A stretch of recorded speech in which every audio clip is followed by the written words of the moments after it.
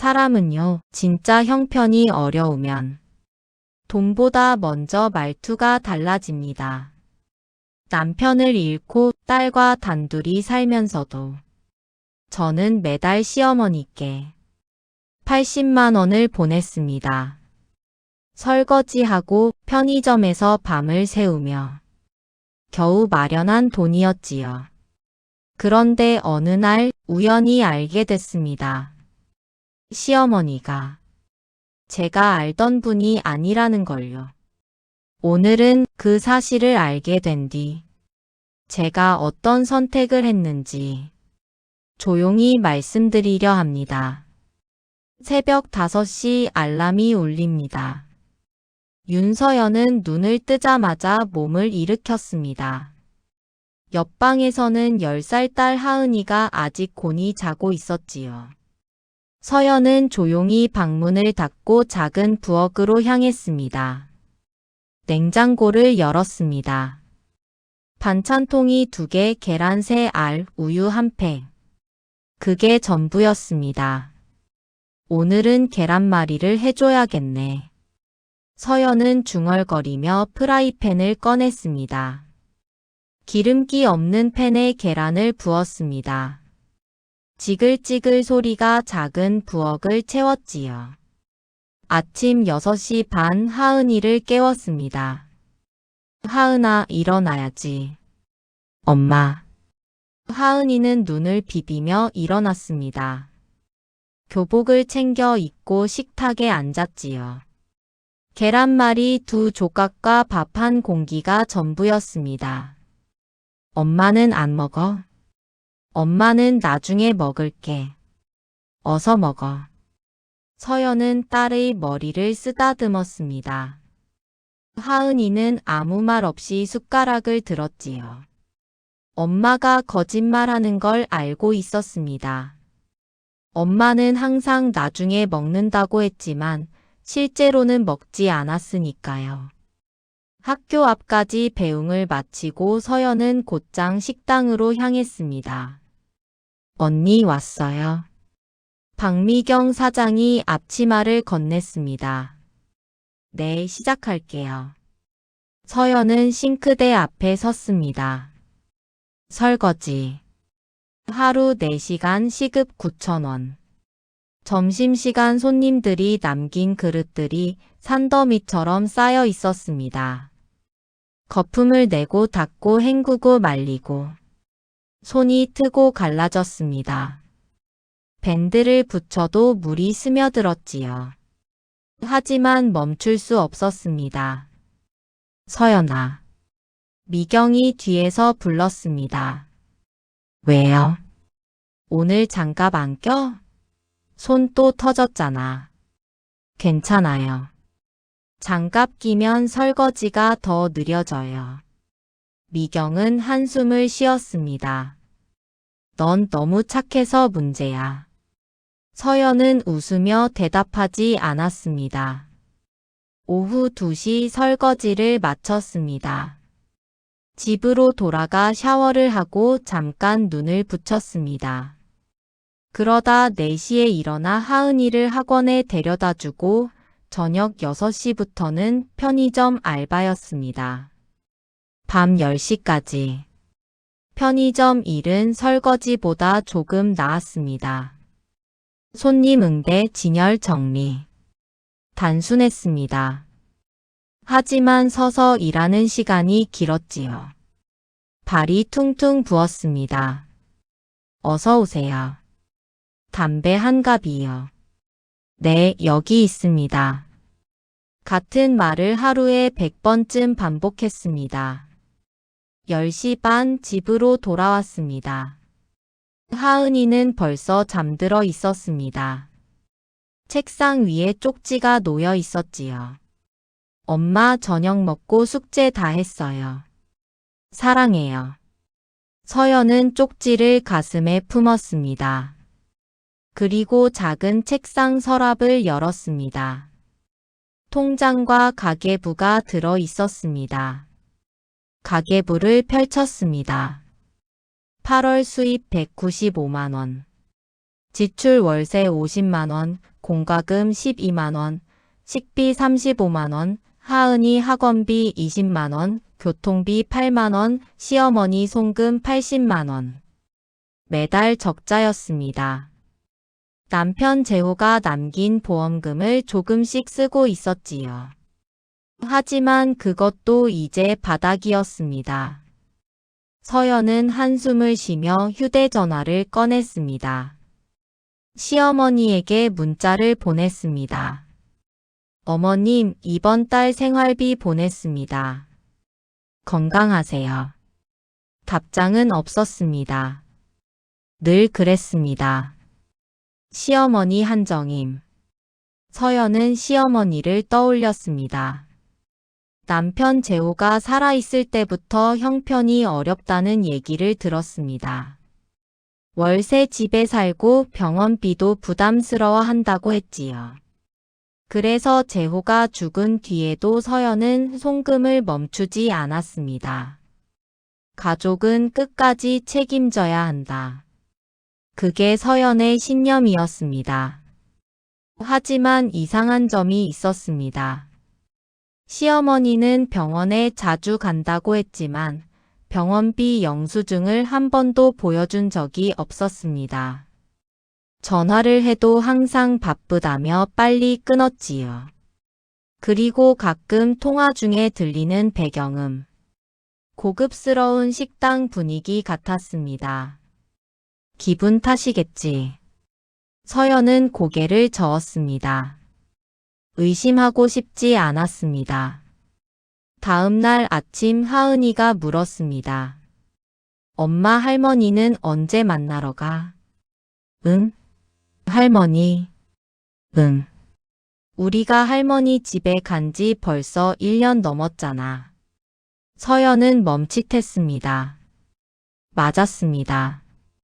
재호가 죽고 나서 장례식 이후로 시어머니를 직접 만난 적이 없었습니다. 시어머니 쪽에서 먼저 거리를 뒀던 것이었지요. 할머니가 몸이 안 좋으셔서 그래. 곧 찾아뵐게. 그래도 전화는 해야 하지 않아? 그러게. 서연은 딸의 말에 가슴이 찔렸습니다. 그날 저녁 서연은 용기를 내서 시어머니에게 전화를 걸었습니다. 여보세요, 어머님. 왜? 시어머니의 목소리는 차가웠습니다. 그동안 안부 여쭙지 못해서 죄송합니다. 하은이도 할머니 보고 싶어 하고. 이번 주말에 찾아뵐까요? 아니, 괜찮아. 바쁘잖아. 아닙니다. 시간 낼 수 있습니다. 필요 없어. 내 인생이나 잘 챙겨. 또. 전화가 끊겼습니다. 서연은 휴대전화를 내려다봤습니다. 가슴이 답답했습니다. 왜 이러시는 걸까? 하지만 서연은 이내 스스로를 다독였습니다. 어머님도 힘드신 거야. 아들을 잃으셨으니까. 그날 밤 서연은 다시 가계부를 펼쳤습니다. 그리고 한 줄을 더 적었습니다. 9월 송금 예정 80만 원. 보이지 않는 희생은 계속되고 있었습니다. 가을이 깊어졌습니다. 서연의 하루는 여전히 똑같았습니다. 새벽 설거지, 저녁 편의점. 그 사이에 딸을 챙기고 집안일을 하고 시어머니에게 송금을 했습니다. 하지만 무언가 달라지고 있었습니다. 그건 작은 의문에서 시작됐습니다. 어느 날 설거지를 하던 중이었습니다. 미경 사장이 옆에서 말을 걸었습니다. 서연아, 너 시어머니 어디 사신다고 했지? 은평구요.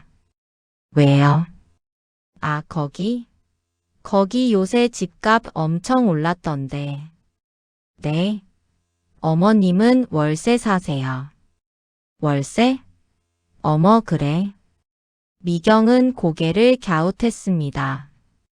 내가 아는 사람이 그쪽에 사는데 은평구 그 동네 월세 집이 거의 없다고 하더라고.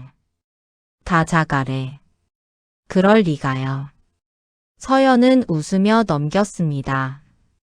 하지만 마음 한구석이 불편했습니다.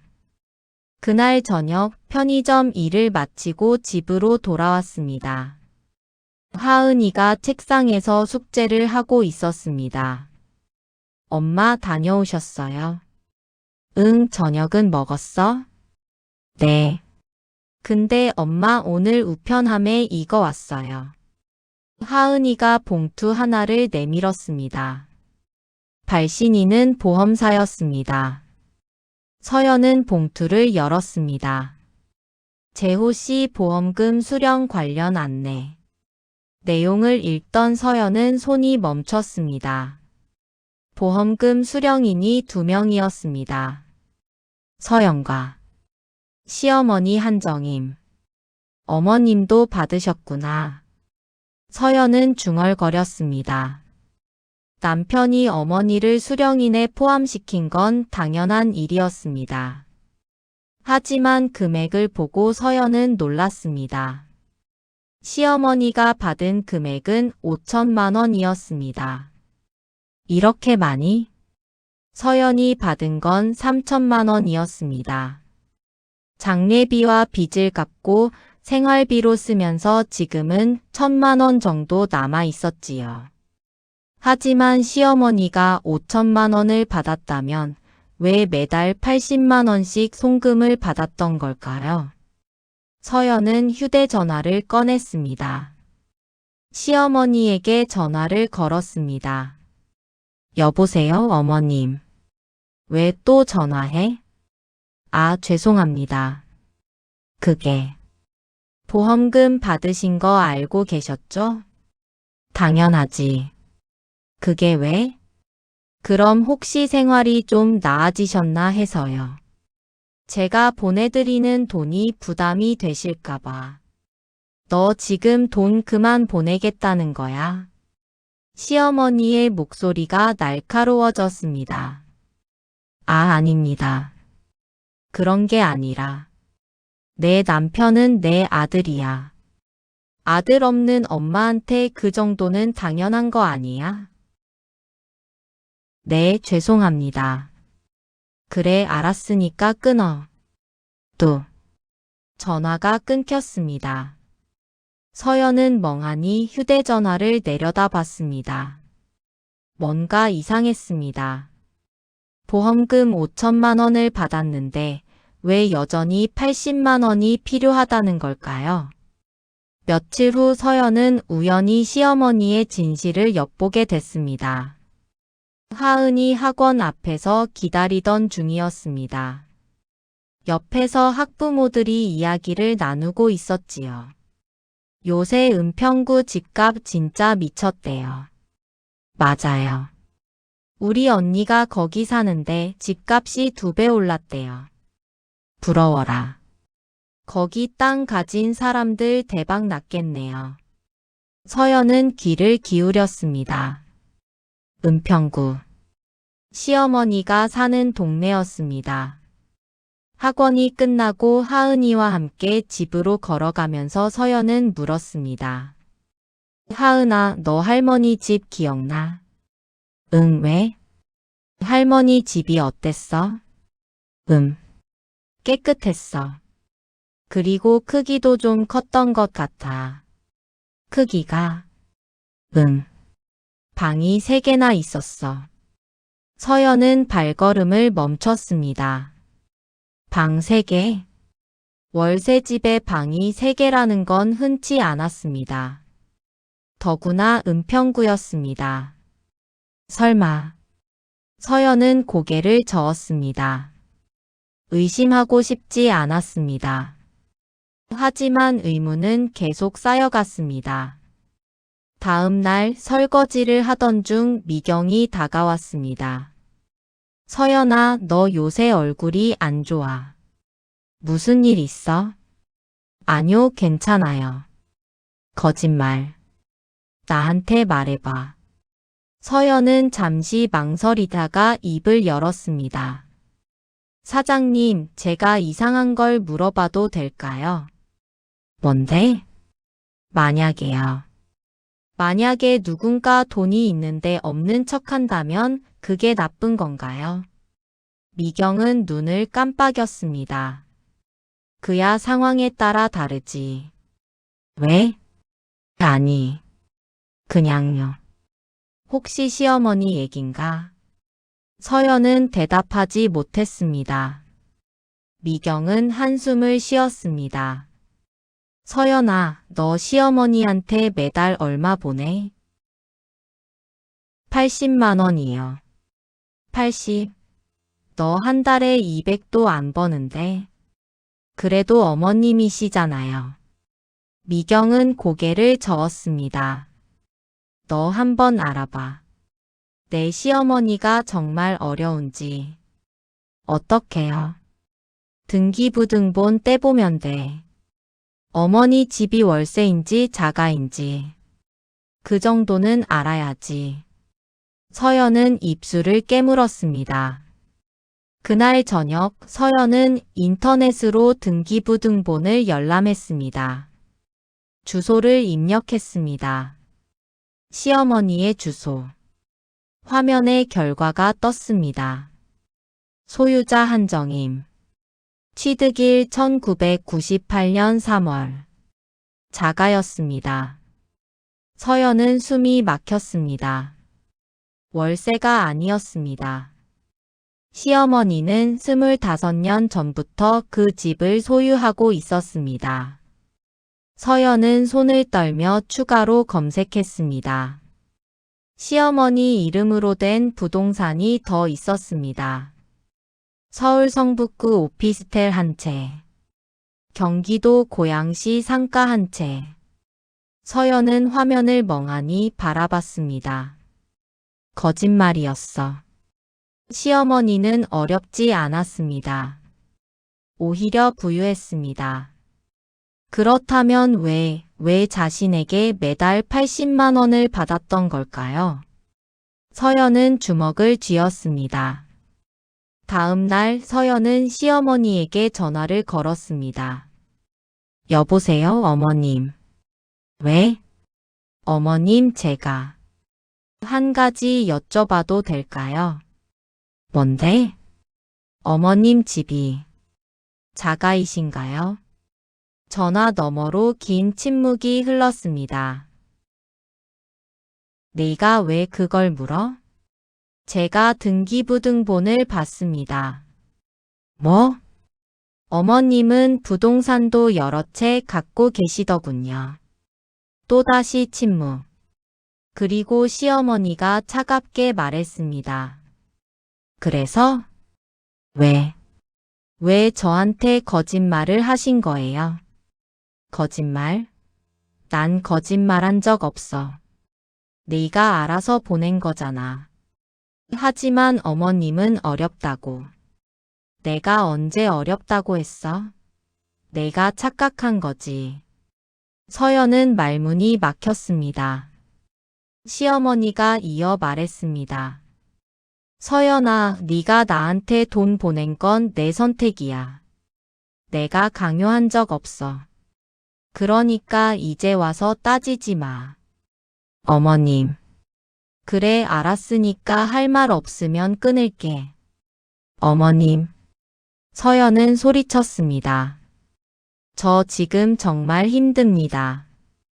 딸 학원비도 밀렸고 월세도 내기 어렵습니다. 제발 좀 도와주세요. 시어머니는 차갑게 대답했습니다. 내 인생은 내가 책임져. 나한텐 내 인생이 있어. 어머님, 저희는 가족 아닙니까? 가족? 재호 죽고 나서 우린 남이야. 또 전화가 끊겼습니다. 서연은 무릎이 꺾였습니다. 금이 간 믿음은 산산조각 났습니다. 서연은 며칠 동안 아무것도 하지 못했습니다. 설거지를 할 때도 편의점에서 일할 때도 머릿속은 텅 비어 있었습니다. 가족? 재호 죽고 나서 우린 남이야. 시어머니의 말이 계속 맴돌았습니다. 밤이 되면 서연은 가계부를 펼쳤습니다. 지난 2년 동안 보냈던 송금 내역을 다시 봤습니다. 80만 원씩 24번. 총 1920만 원이었습니다. 거의 2천만 원에 가까운 돈. 그 돈이면 하은이 학원비를 넉넉히 낼 수 있었습니다. 월세 걱정도 하지 않아도 됐습니다. 서연 자신의 병원비도 쓸 수 있었을 겁니다. 하지만 그 돈은 시어머니의 통장으로 들어갔고 아마 고스란히 쌓여 있을 것이었습니다. 엄마 괜찮아? 하은이가 걱정스럽게 물었습니다. 응, 괜찮아. 서연은 딸을 안았습니다. 하지만 괜찮지 않았습니다. 그날 밤 서연은 결심했습니다. 이대로는 안 돼. 더 이상 당하고만 살 수 없었습니다. 다음 날 아침 서연은 미경 사장을 찾아갔습니다. 사장님, 제가 좀 쉬어도 될까요? 하루만요. 왜? 어디 아파? 아니요. 급한 일이 생겼어요. 미경은 서연의 얼굴을 보더니 고개를 끄덕였습니다. 그래, 쉬어. 대신 다음 주에 하루 더 나와. 감사합니다. 서연은 곧장 은평구로 향했습니다. 시어머니의 집. 오랜만에 찾아가는 길이었습니다. 버스를 타고 1시간을 달렸습니다. 주택가에 도착했습니다. 서연은 시어머니의 집 앞에 섰습니다. 3층짜리 단독주택이었습니다. 하은이 말대로 작지 않은 집이었지요. 초인종을 눌렀습니다. 잠시 후 시어머니가 문을 열었습니다. 너 왜 왔어? 어머님 뵙고 싶어서 왔습니다. 연락도 없이? 죄송합니다. 안으로 들어가도 될까요? 시어머니는 못마땅한 표정을 지었지만 문을 열어줬습니다. 거실은 깨끗했습니다. 가구도 좋았습니다. 벽에는 그림이 걸려 있었고 선반에는 고급스러운 도자기들이 놓여 있었습니다. 이게 어려운 사람의 집이라고? 서연은 주먹을 쥐었습니다. 앉아. 시어머니가 소파를 가리켰습니다. 서연은 앉았습니다. 시어머니는 맞은편에 앉으며 말했습니다. 무슨 일로 왔어? 어머님, 제가 그동안 보낸 돈 말씀입니다. 또 그 얘기야? 네. 저는 어머님이 어려우신 줄 알았습니다. 그래서 제 형편도 어렵지만 보냈습니다. 그래서? 하지만 어머님은 어렵지 않으셨습니다. 집도 부동산도 있으셨지요.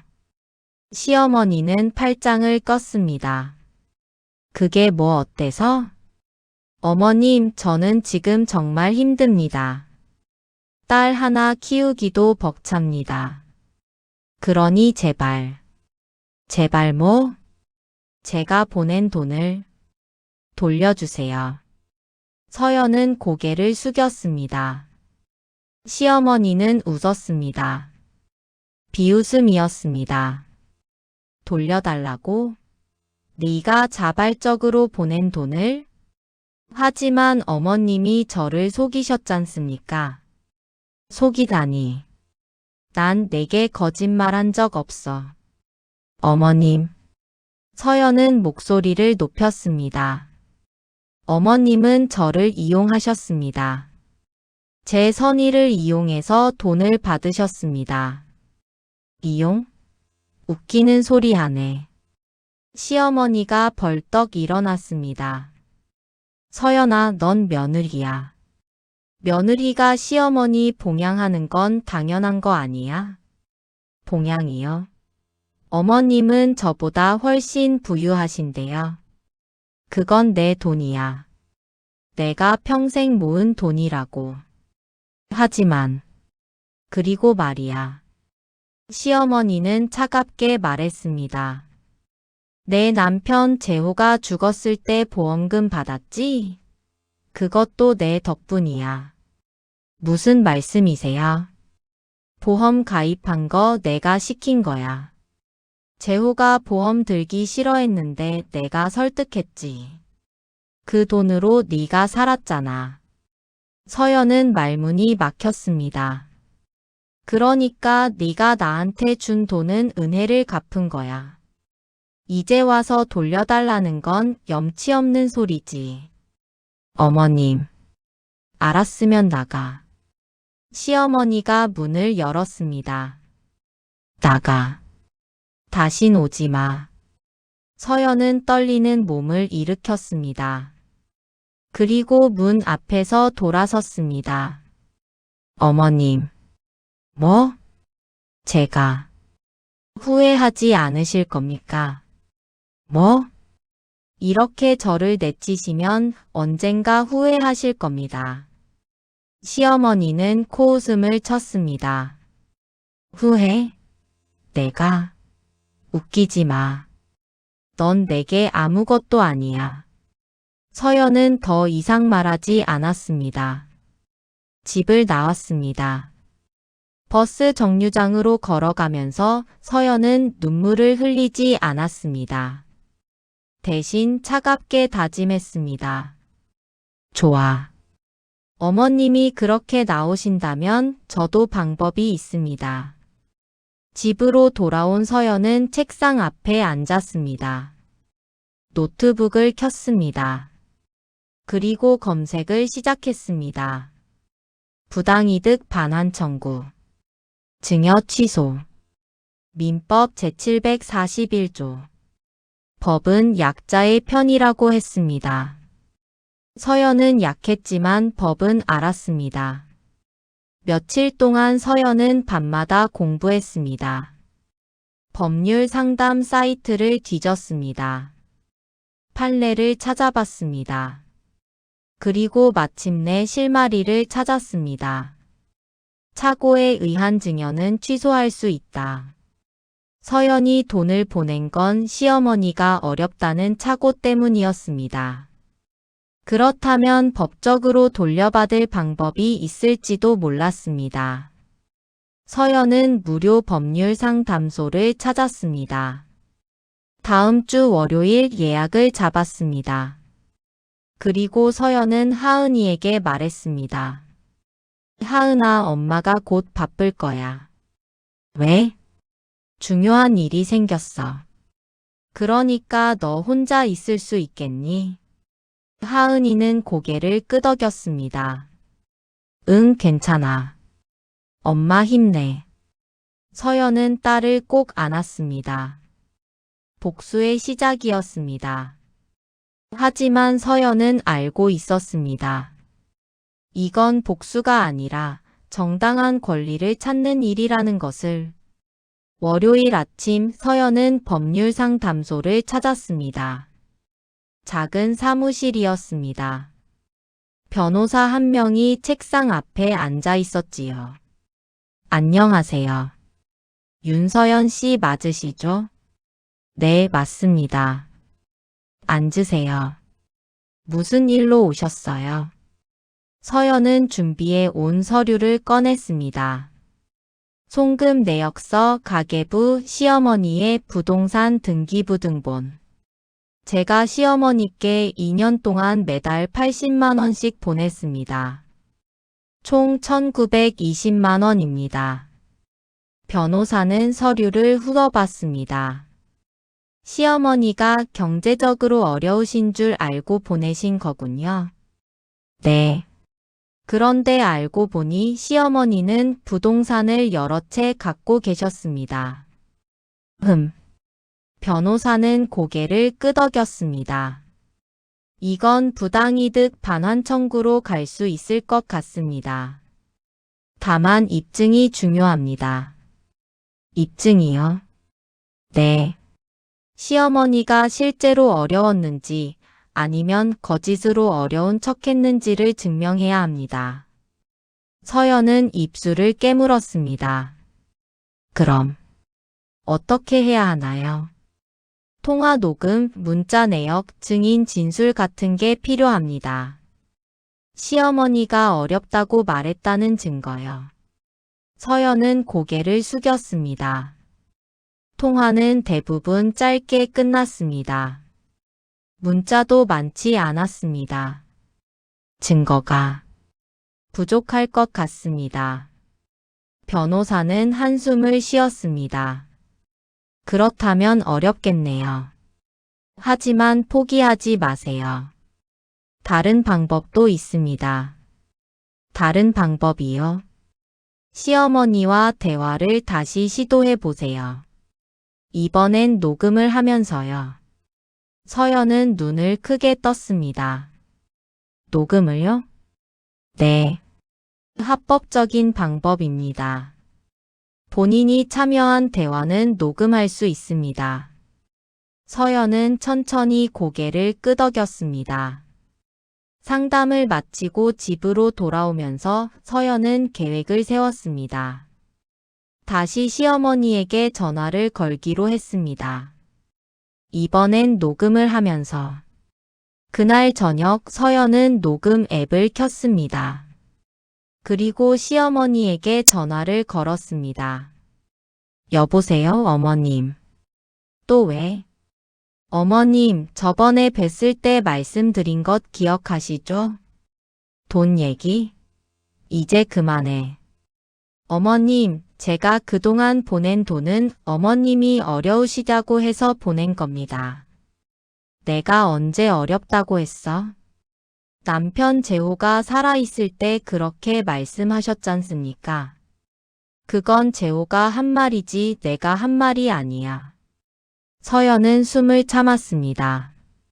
그럼 어머님은 한 번도 어렵다고 말씀하신 적이 없으신가요? 없어. 정말요? 그래, 정말이야.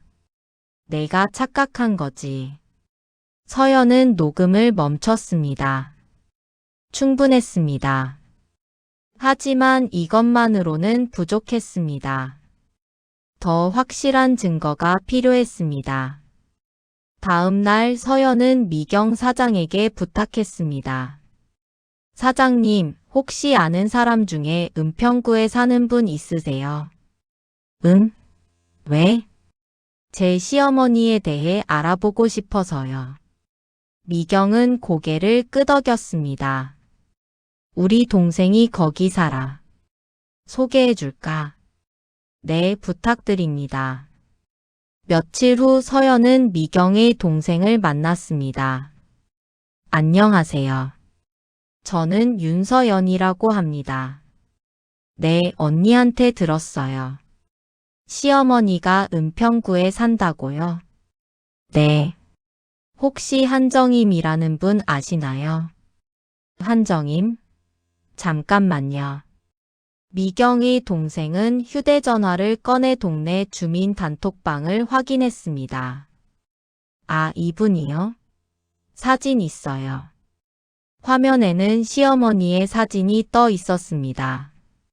동네 경로당에서 찍은 사진이었지요. 이분 부자예요. 건물 여러 채 가지고 계신다고 소문났어요. 서연은 숨을 들이켰습니다. 정말요? 네. 그런데 돈을 잘 안 쓰시는 분이래요. 구두쇠처럼 사신대요. 그렇군요. 서연은 사진을 찍었습니다. 그리고 동네 주민의 진술을 녹음으로 남겼습니다. 이제 충분했습니다. 서연은 다시 변호사를 찾아갔습니다. 이 정도면 소송을 진행할 수 있습니다. 변호사가 말했습니다. 다만 비용이 문제입니다. 비용이요? 네. 변호사 비용과 인지대, 송달료 등이 필요합니다. 얼마나 필요한가요? 최소 200만 원은 있어야 합니다. 서연은 한숨을 쉬었습니다. 200만 원. 지금 서연에게는 없는 돈이었습니다. 방법이 없을까요? 법률구조공단에 신청해 보세요. 소득이 낮으면 무료로 지원받을 수 있습니다. 감사합니다. 서연은 곧장 법률구조공단에 신청했습니다. 일주일 후 승인이 났습니다. 소송을 진행할 수 있게 됐습니다. 서연은 소장을 작성했습니다. 변호사의 도움을 받아 한 글자 한 글자 정성껏 썼습니다.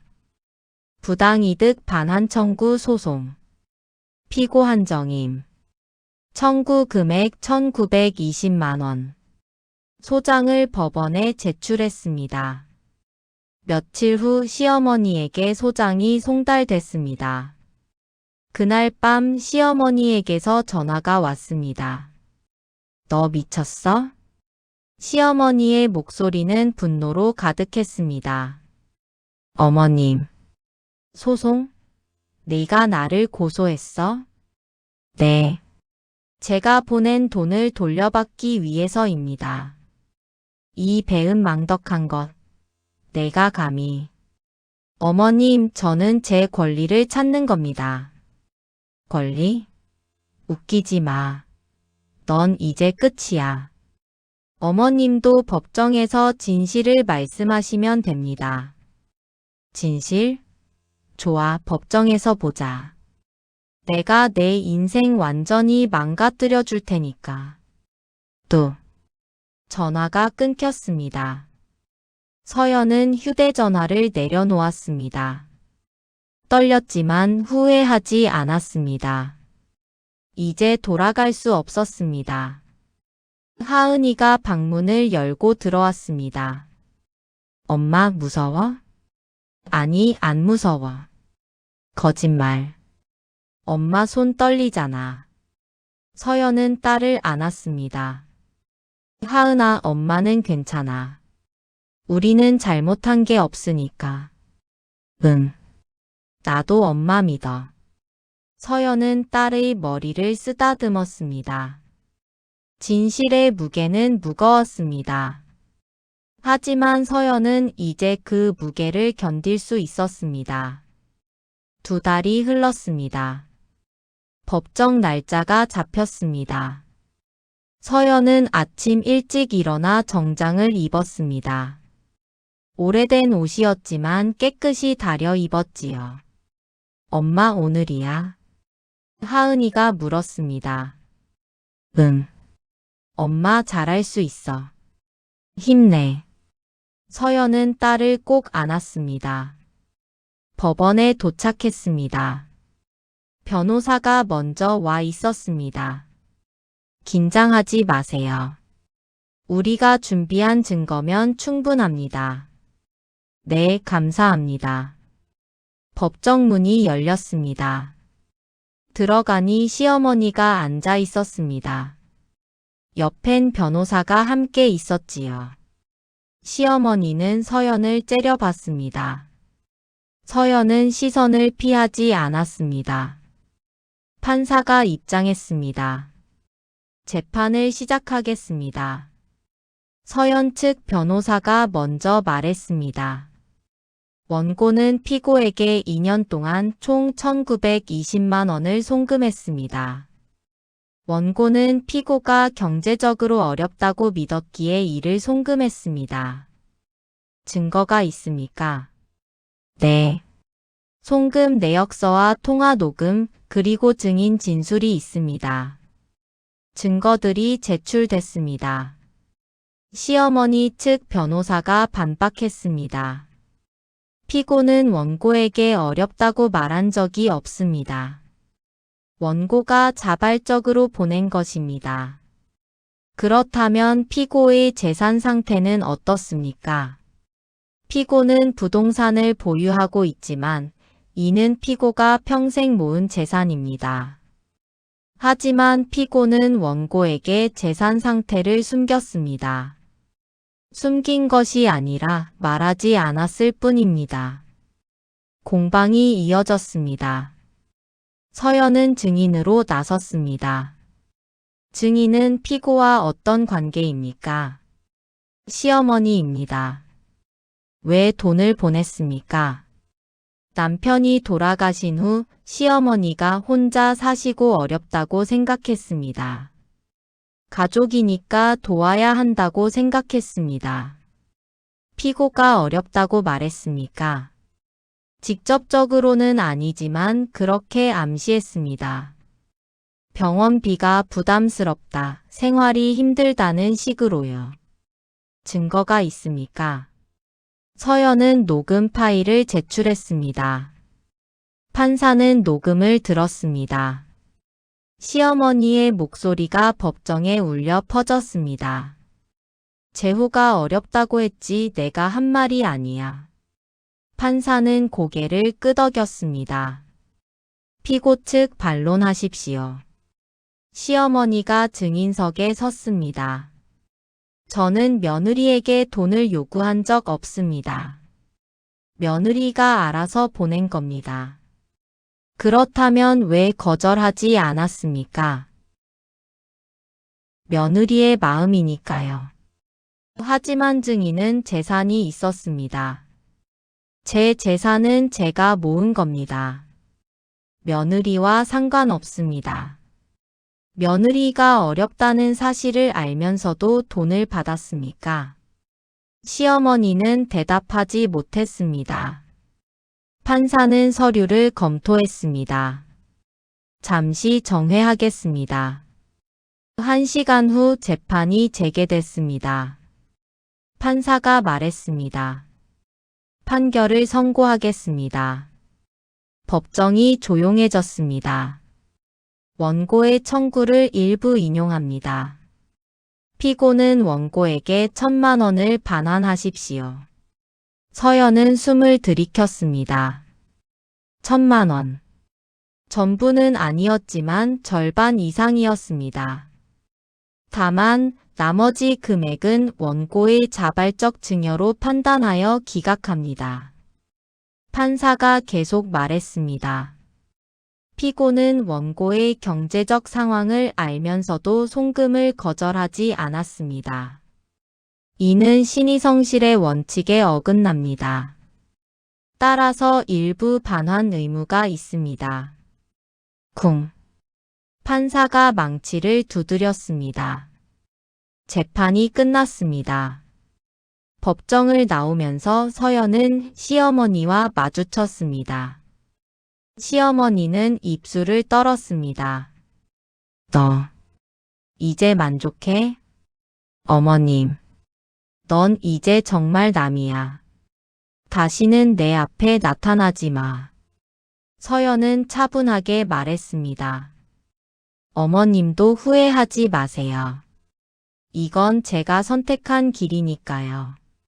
시어머니는 더 이상 말하지 않고 돌아섰습니다. 서연은 그 뒷모습을 바라봤습니다. 슬프지 않았습니다. 대신 후련했습니다. 집으로 돌아오니 하은이가 기다리고 있었습니다. 엄마, 어떻게 됐어? 이겼어. 정말? 하은이가 엄마를 꼭 안았습니다. 엄마 고생했어. 아니야. 우리가 고생했지. 서연은 딸을 안고 눈물을 흘렸습니다. 기쁨의 눈물이었습니다. 한 달 후 1,000만 원이 서연의 통장에 입금됐습니다. 서연은 그 돈으로 밀린 월세를 냈습니다. 하은이 학원비도 냈습니다. 그리고 조금 여유가 생겼습니다. 미경 사장이 물었습니다. 서연아, 이제 좀 나아졌어? 네, 많이요. 다행이다.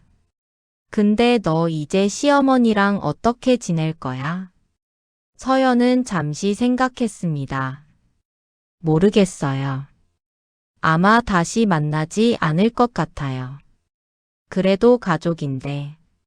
가족이라는 게 꼭 피로 연결된 건 아니잖아요. 진심이 없으면 그냥 남이에요. 미경은 고개를 끄덕였습니다.